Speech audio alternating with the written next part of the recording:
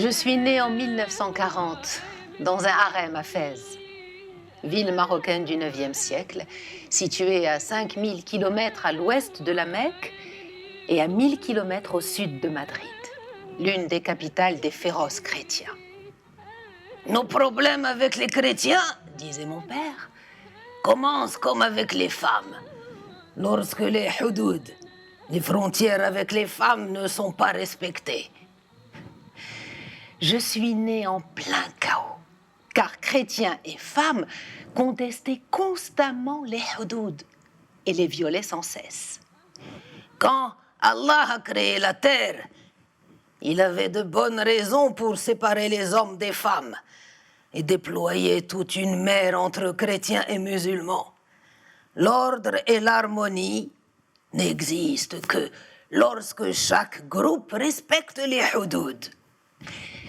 Mais les femmes ne pensaient qu'à transgresser les limites.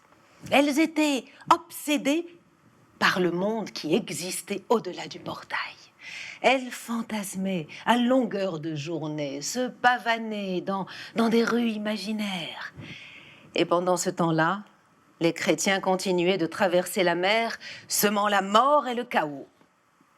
Les chrétiens, comme les musulmans, se battent entre eux tout le temps.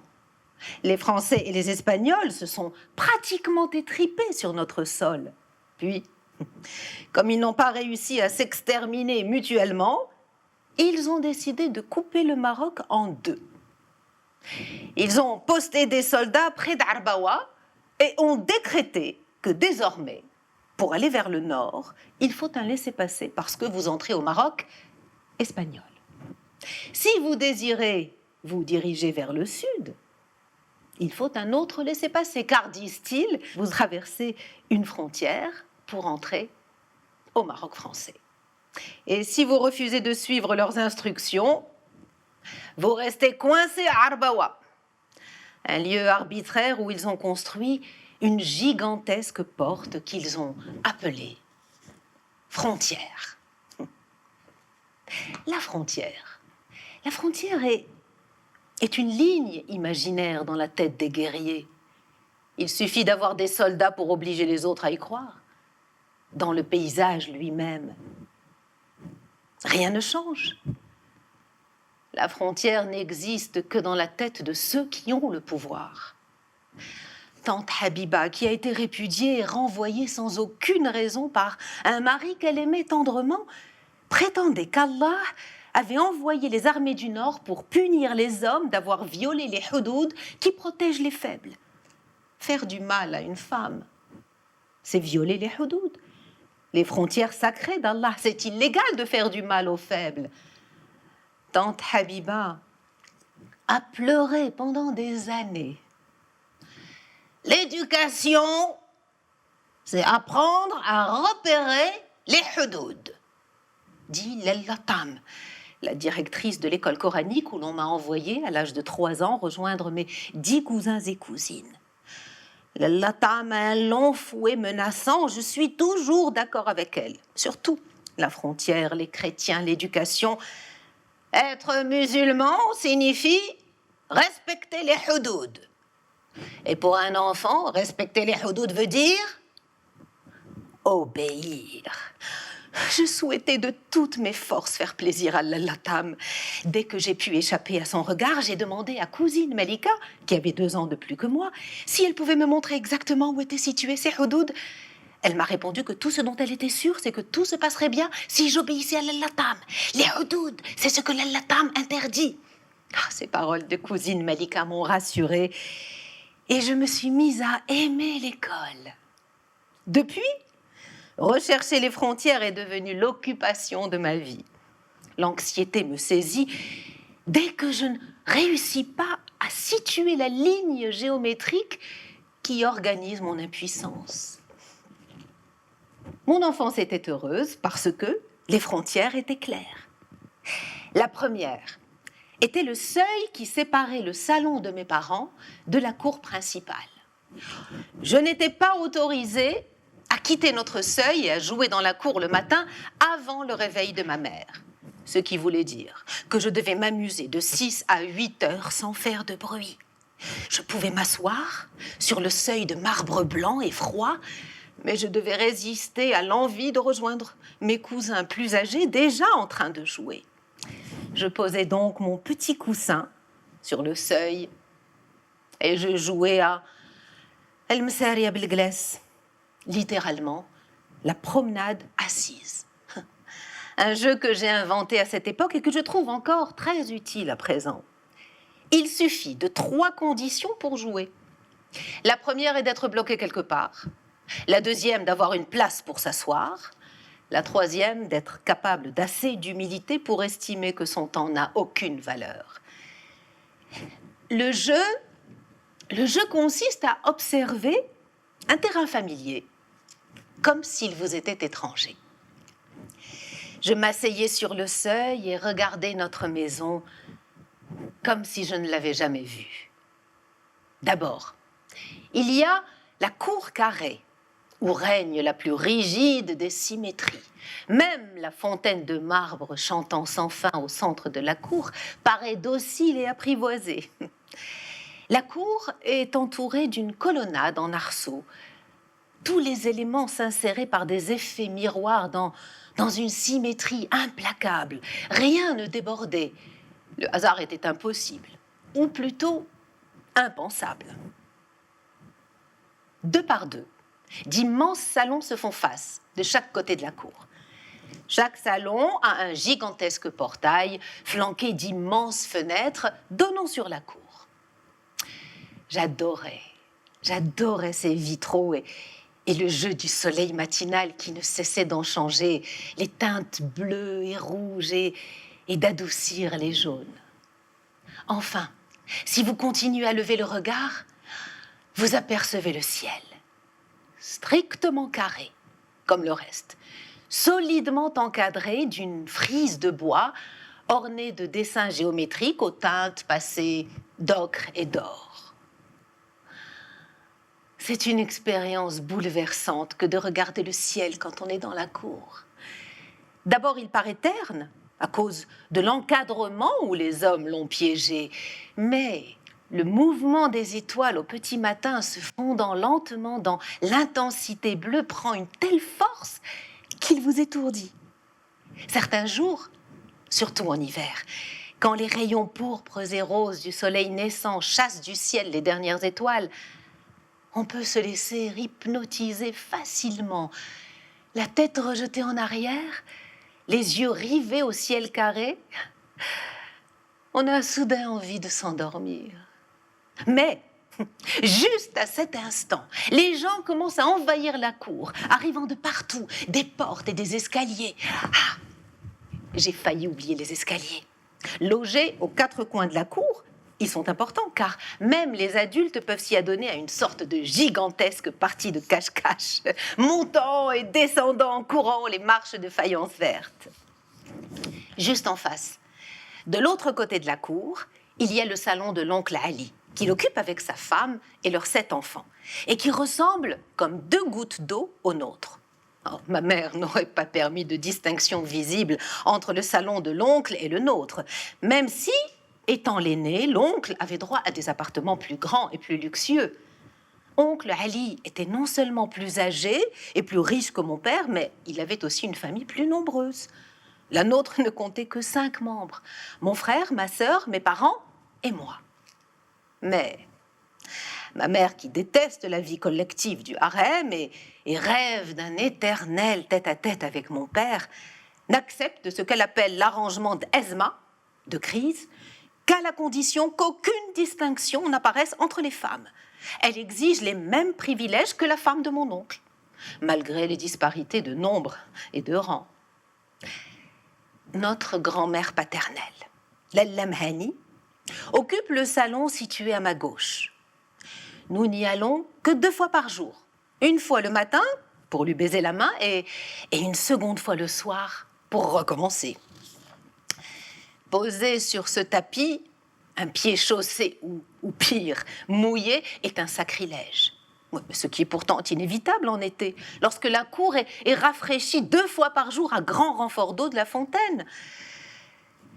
La Lamhani déteste les jeux d'eau et les pieds mouillés. En effet, si nous courons vers elle pour lui adresser la parole après être passés près de la fontaine, elle nous donne toujours l'ordre de rester où nous sommes. Ne me parle pas quand tu as les pieds mouillés, va d'abord te sécher. La Lamhani aime à être respectée. C'est-à-dire rester assise, seule, élégamment parée de son diadème de pierreries et regarder la cour, sans rien dire. Elle aime être entourée d'un profond silence. Le silence est le luxe de quelques privilégiés qui peuvent se permettre de garder les enfants à distance. Enfin, sur le côté droit de la cour, se tient le plus grand et le plus élégant de tous les salons, celui des hommes, où ils prennent leur repas, écoutent les informations, traitent les affaires et jouent aux cartes. Les hommes sont en principe les seuls à avoir accès à un énorme meuble contenant un poste de radio trônant dans le coin droit de leur salon. Il est fermé à clé quand la radio n'est pas utilisée. Mon père était sûr d'être avec mon oncle le seul à détenir les clés de ce meuble. Pourtant, assez bizarrement, les femmes parvenaient à écouter régulièrement la voix du Caire, Sawt al-Qahira, quand les hommes étaient absents. Shama et ma mère dansaient souvent sur les airs que la radio diffusait, accompagnant de la voix la princesse libanaise Asmahan dans « Ehwa, je suis amoureuse ». Et je me rappelle très clairement la première fois que les femmes nous ont traités de « kha'in », de traîtres, Samir et moi, pour avoir répondu à mon père que nous avions écouté la voix du Caire un jour qui nous avait demandé ce que nous avions fait en son absence. Notre réponse trahissait l'existence d'une clé illégale. Plus exactement, elle signifiait que les femmes avaient dérobé la clé pour en faire un double. Si elles ont un double de la clé de radio, elles en auront bientôt un du portail, avait rugi mon père. Une énorme dispute avait éclaté et suivi, et les femmes furent interrogées les unes après les autres dans le salon des hommes. Après 2 jours d'enquête, il s'était avéré que la clé avait dû tomber du ciel. Personne ne savait d'où elle était venue. Mais par la suite, c'est sur nous, les enfants, que les femmes se sont vengées. Elles nous ont accusés de trahison, menaçant même de nous exclure de leur jeu. C'était une perspective effrayante, et nous nous sommes défendus en expliquant que nous n'avions rien fait d'autre que dire la vérité. Ma mère a répliqué en disant qu'en effet, certaines choses sont vraies, mais il ne faut pas pour autant les dire. Puis elle a ajouté que ce que vous dites et ce que vous gardez secret n'a rien à voir avec la vérité et le mensonge. Nous l'avons priée de nous expliquer comment repérer la différence, mais elle ne nous a fourni aucune réponse satisfaisante. Il faut juger par vous-même les conséquences de vos paroles, nous a-t-elle dit. Si ce que vous dites peut faire du tort à quelqu'un, il vaut mieux vous taire. Ma foi, ce conseil ne nous a guère aidés. On était encore plus confus qu'avant, surtout Samir. Pauvre Samir. Il avait horreur qu'on le traite de traître. Il s'est révolté, a hurlé qu'il était libre de dire ce qu'il voulait. Et comme d'habitude, j'ai admiré son audace. Mais je n'ai pas soufflé mot. Je me disais que si, en plus de devoir faire la différence entre vérité et mensonge, ce qui me valait déjà pas mal d'ennuis, il me fallait encore repérer cette nouvelle catégorie de soi-disant secrets, j'aurais de la peine à y voir clair. Autant accepter tout de suite l'idée que je me ferais souvent insulter et accuser de trahison. Samir et moi étions nés le même jour, un long après-midi de Ramadan à moins d'1 heure d'intervalle. Il est né le premier au 2e étage, 7e enfant de sa mère. Je suis arrivée 1 heure après, dans notre salon, au rez-de-chaussée, première née de mes parents. Malgré son épuisement, ma mère a insisté pour que mes tantes et mes cousines lancent les mêmes oui, et célèbre le même rituel que pour Samir. Elle a toujours rejeté la supériorité masculine comme une absurdité en contradiction totale avec l'islam. Allah nous a fait tous égaux, disait-elle. La maison avait vibré une seconde fois cet après-midi-là des traditionnels chants de fête. Si bien que les voisins crurent que 2 garçons étaient nés. Mon père était très excité. J'étais toute ronde, avec une face de lune. Et il a immédiatement décrété que je serais une grande beauté. Pour le faire enrager, Lalla Mahani lui a dit que j'étais un peu pâle, que mes yeux étaient trop fendus, mes pommettes trop hautes. Alors que Samir avait un superbe teint doré et les plus grands yeux de velours qu'on ait jamais vus. Et c'était vrai, il les a encore. Mais toute leur douceur veloutée disparaît quand il est d'humeur querelleuse. Et je me suis souvent demandé si sa tendance à bondir pour marquer sa colère contre les adultes n'est pas tout simplement due au fait qu'il est sec et tout en air. En revanche, j'étais si grassouillette qu'il ne me venait pas l'idée de sauter quand quelqu'un m'agaçait. Oh, je me contentais de pleurer et de courir me cacher dans le cafetan de ma mère. Et celle-ci ne cessait de me dire que je ne devais pas compter sur Samir pour se rebeller à ma place. Il faut apprendre à crier et protester, exactement comme on apprend à marcher et à parler. Si tu pleures quand on t'insulte, c'est comme si tu en redemandais.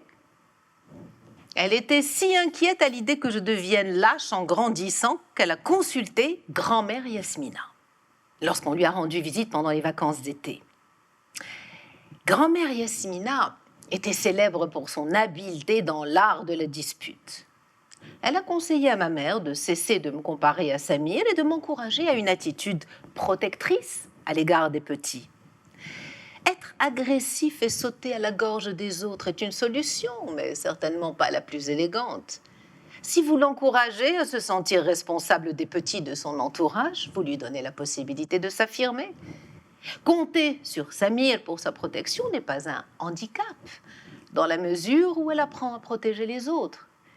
Et si elle apprend à protéger autrui, elle saura se protéger elle-même. Le portail d'entrée de notre maison était un véritable hadada, une frontière aussi surveillée que celle d'Arbawa. Nous avions besoin d'une permission pour entrer et pour sortir. Chaque déplacement devait être justifié. Et rien que pour se rendre au portail, il y avait déjà tout un protocole à respecter. Si on venait de la cour, il fallait d'abord suivre un interminable corridor, puis on se trouvait devant Ahmed, le gardien, nonchalamment assis sur son sofa, comme sur un trône, un plateau à thé devant lui.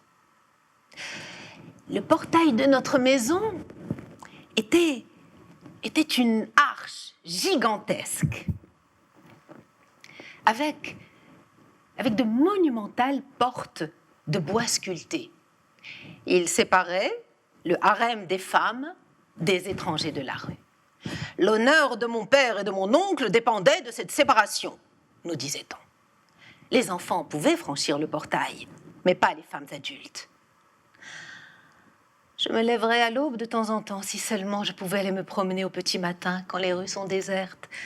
Oh, la lumière doit être bleue ou rose vif peut-être, comme au coucher du soleil. Quelle est la couleur du matin dans les rues désertes et silencieuses? Personne ne répondait à ces questions. Dans un harem, on ne pose pas toujours des questions pour avoir une réponse, mais plutôt pour essayer de comprendre ce qui se passe. Errer librement dans les rues était le rêve de toutes les femmes. Le conte le plus populaire de tante Habiba, qu'elle réservait pour les grandes occasions, était celui de la femme ailée, qui pouvait s'envoler de la cour quand elle le désirait. Chaque fois qu'elle racontait son histoire, les femmes de la cour attachaient les pans de leur kaftan dans leur ceinture et se mettaient à danser les bras écartés comme si elles allaient s'envoler. Ma cousine Shema, qui avait 17 ans, sema pendant des années le trouble dans mon esprit, en réussissant à me faire croire que les femmes avaient des ailes invisibles et que les miennes pousseraient aussi quand je serais plus grande. En attendant, parfois avec mes cousins, nous nous glissions dehors, quand Ahmed était en train de discuter ou de faire la sieste, pour jeter un coup d'œil aux soldats français. Nous savions que les Français étaient avides et avaient fait tout ce chemin pour conquérir notre pays, alors qu'Allah leur en avait attribué un très beau, avec des villes prospères, des forêts profondes, de riches prairies vertes et des vaches beaucoup plus grosses que les nôtres et qui donnaient 4 fois plus de lait. Mais visiblement, les Français étaient insatiables. Comme nous vivions à la limite de la vieille ville et de la nouvelle, nous voyons clairement les différences entre la ville nouvelle des Français et notre Médina. Leurs rues étaient larges et droites, brillamment éclairées la nuit. Mon père disait qu'ils gaspillaient l'énergie d'Allah, car qui a besoin de tant de lumière dans un quartier sans danger? Ils avaient aussi des automobiles puissantes. Les rues de notre quartier et de notre Médina étaient étroites, sombres et sinueuses, avec tant de chicanes et de tournants que les voitures ne pouvaient y pénétrer. Si les étrangers osaient s'y aventurer, ils n'en trouvaient plus la sortie. Voilà la véritable raison pour laquelle les Français ont été obligés de bâtir une nouvelle ville à leur usage. Ils avaient peur de se perdre dans la nôtre. Cette peur était très étonnante pour nous les enfants, car nous nous rendions compte que les grandes personnes pouvaient avoir aussi peur que nous. Comment les puissants, ceux qui avaient instauré la frontière, pouvaient-ils aussi avoir peur? C'est que la ville nouvelle était en quelque sorte leur harem.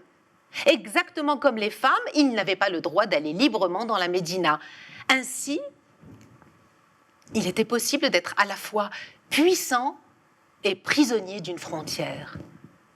Néanmoins, malgré leur peur et leur solitude, les soldats français, qui avaient souvent l'air très jeunes, terrorisaient la Médina tout entière. Tous ces événements m'intriguaient et j'en parlais souvent avec Yasmina, ma grand-mère maternelle, qui habitait une superbe ferme avec des vaches, des moutons et d'immenses champs de fleurs à une centaine de kilomètres à l'est de chez nous, entre Fès et l'océan. Nous lui rendions visite une fois par an et je lui parlais alors de frontières, de peur et de différence, lui demandant les raisons de tout cela. Yasmina s'y connaissait très bien en peur de toute catégorie. Je suis une spécialiste en matière de peur, Fatima, me disait-elle en me caressant le front, pendant que je jouais avec ses perles et ses colliers de corail. Je te dirai des choses quand tu seras plus grande. Je t'enseignerai comment on arrive à dépasser la peur. Souvent, j'avais du mal à dormir pendant les premières nuits à la ferme de Yasmina. Les frontières n'étaient pas assez claires. On ne voyait de barrières nulle part, uniquement d'immenses champs plats et ouverts, pleins de fleurs où les animaux paissaient en liberté. Yasmina m'a expliqué que la ferme faisait partie de la terre originelle d'Allah, qui n'avait pas de frontières, seulement de vastes champs sans bornes ni limites, et que je ne devais pas avoir peur. Mais comment marcher en plein champ sans se faire attaquer? C'est alors que Yasmina a inventé un jeu que j'ai adoré pour m'aider à m'endormir. Il s'appelait Mchief el-Khla, la promenade à travers champs. Elle me tenait serrée contre elle quand j'étais cachée, couchée. J'agrippais ses colliers à 2 mains, je fermais les yeux et j'imaginais que je marchais dans un immense champ de fleurs. Marche sur la pointe des pieds pour entendre le chant des fleurs, disait Yasmina. Elle chuchote. Ya salam, ya salam, ya salam, ya salam. Notre harem à Fès est entouré de hauts murs et, hormis le petit pan de ciel qu'on voit de la cour, la nature n'y existe pas. Les fleurs dans le harem sont réduites à de fragiles petites lignes écrasées par les triangles, les cercles et leurs savantes combinaisons. En fait, les seules fleurs qui arrivent à survivre dans la maison sont celles des brocarts colorés qui recouvrent les sofas et des rideaux de soie brodés qui drapent les portes et les fenêtres. Il est impossible d'ouvrir les persiennes pour regarder à l'extérieur. Si l'envie vous prend de voir des fleurs autres que celles qui sont piégées dans ces tissus luxueux, toutes les fenêtres donnent sur la cour. Aucune ne s'ouvre sur la rue. Petite fille, disait Yasmina, il faut apprendre à se méfier des mots si tu ne veux pas vivre, idiote. Une fenêtre qui ne donne pas sur l'extérieur, moi, j'hésiterais à lui accorder ce titre.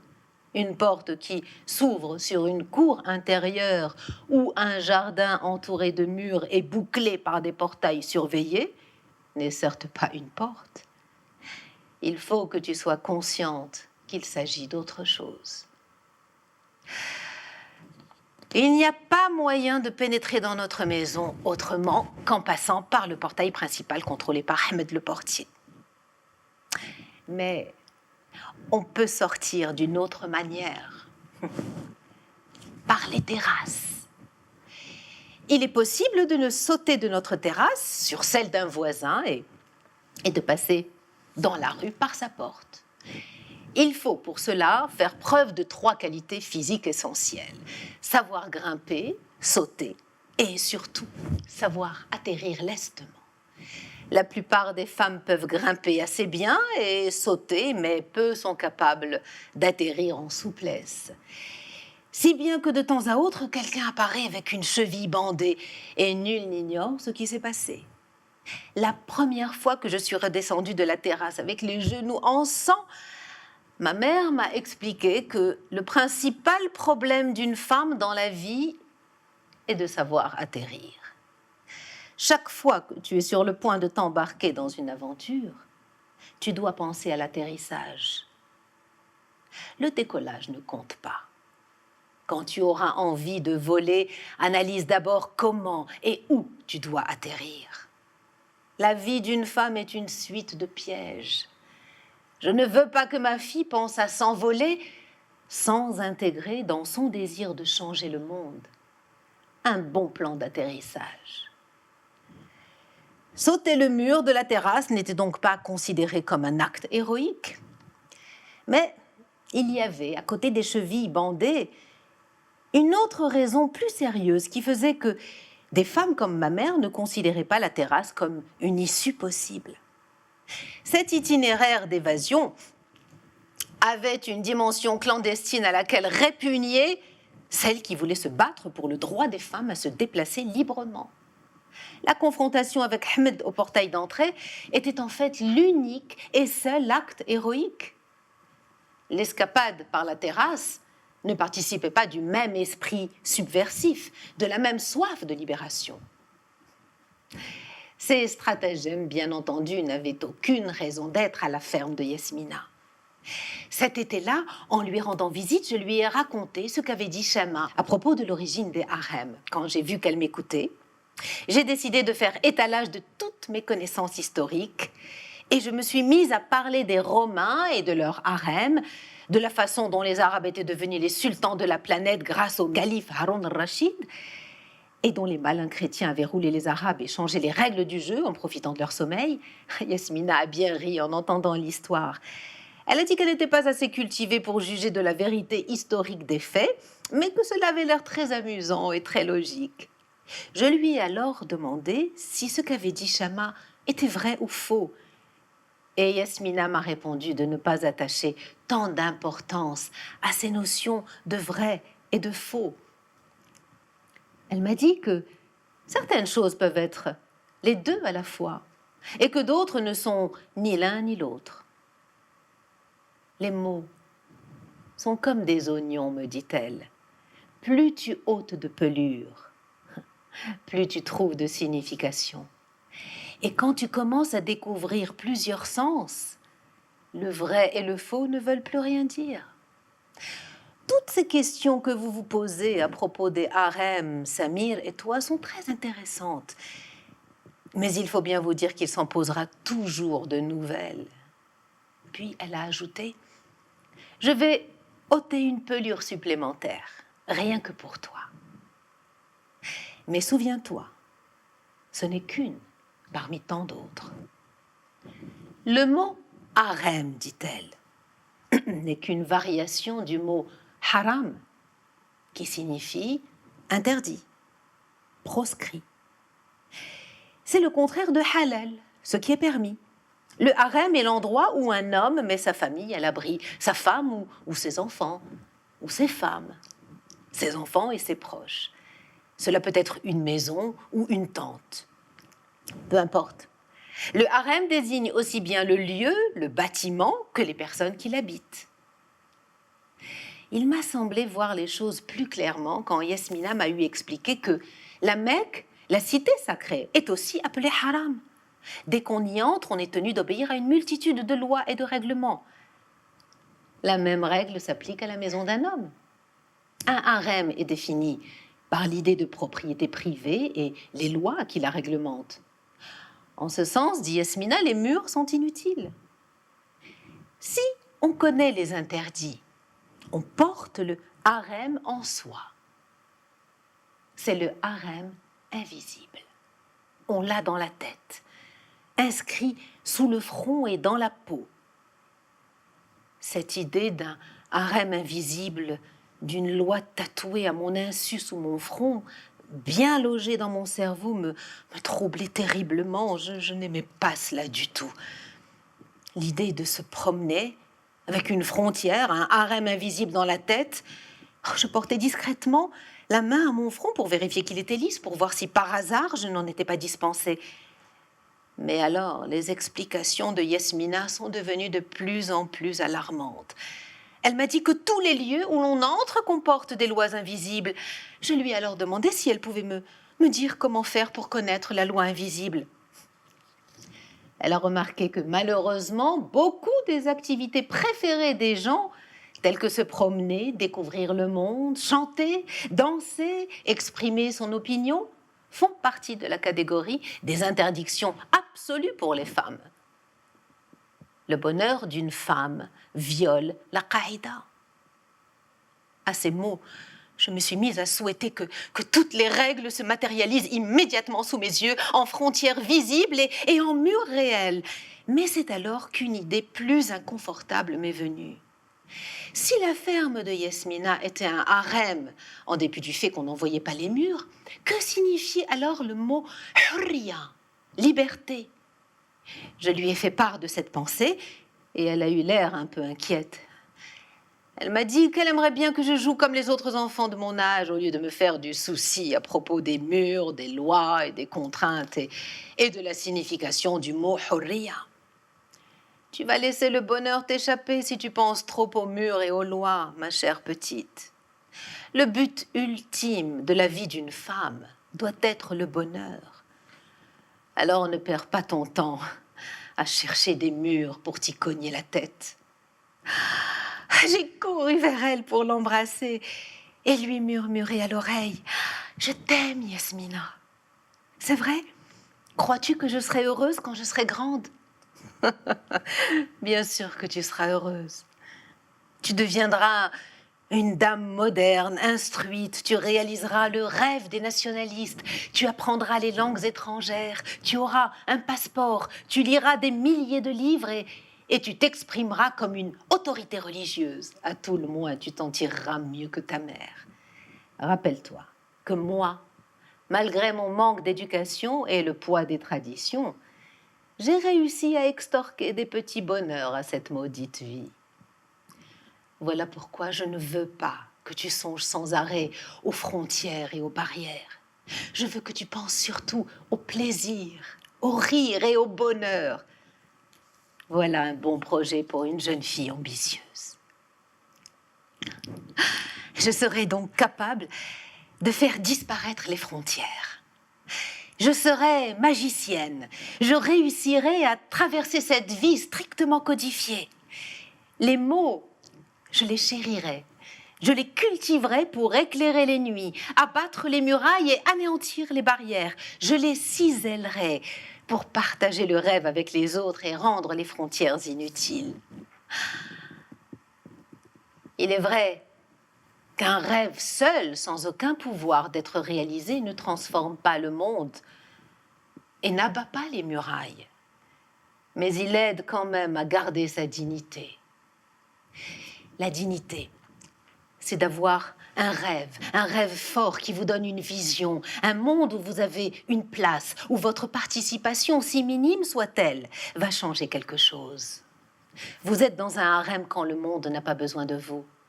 Vous êtes dans un harem quand votre participation est tenue pour si négligeable que personne ne vous la demande.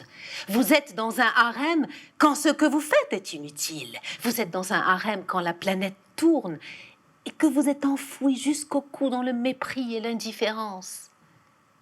Une seule personne a le pouvoir de changer cette situation et de faire tourner la planète en sens inverse. Et cette personne, c'est vous.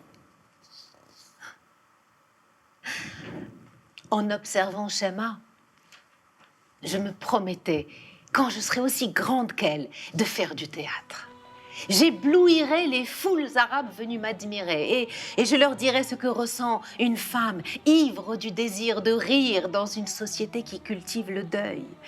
Je les ferai pleurer sur toutes les occasions perdues, les captivités absurdes, les illusions anéanties. Puis, je leur chanterai, comme Esmahan et Shema, les merveilles de l'aventure individuelle doublée de la peur qui l'accompagne et de la nécessité d'éprouver les deux en même temps. Je leur parlerai de la fascination de l'inconnu, de celle du risque et de l'inaccoutumé. Je leur chanterai l'insolite et tout ce qu'on ne contrôle pas, c'est-à-dire la seule vie qui est digne d'un être sans frontières, sacré ou pas. Une vie aux odeurs nouvelles qui ne rappellent rien d'ancestral. Oh oui, je leur parlerai de l'impossible, d'un monde arabe dans lequel hommes et femmes pourraient danser, chanter et discuter sans qu'aucune frontière, aucune angoisse les sépare. Oui, pour enchanter mon public, je recréerai par des mots magiques et des gestes appropriés, comme Esmahan et Shema, sous mes yeux, une planète sereine, où les maisons n'auraient pas de portes et où les fenêtres donneraient grandes ouvertes sur des rues sans danger. Je les aiderai à marcher dans un monde où la différence n'aurait besoin d'aucun voile et où les corps des femmes bougeraient naturellement, où leur désir ne générerait aucune peur. Un pays où hommes et femmes marchent doucement, les yeux fixés sur un horizon rassurant, à peine imaginable, où ce qui est inconnu n'est pas pour autant menaçant. Je réhabiliterai Esmahan. Des millions d'Esmahan pourraient s'épanouir, qui ne seraient pas obligés de mourir à 32 ans dans quelque lointain territoire, broyés dans quelque absurde accident d'automobile. J'ai versé maintes larmes sur Esmahan pendant ces séances théâtrales, l'après-midi sur les terrasses isolées. Le théâtre, cette écriture des rêves où le corps mime l'imaginaire, me paraissait essentiel. Je me suis toujours demandé pourquoi on ne l'a pas déclarée institution sacrée.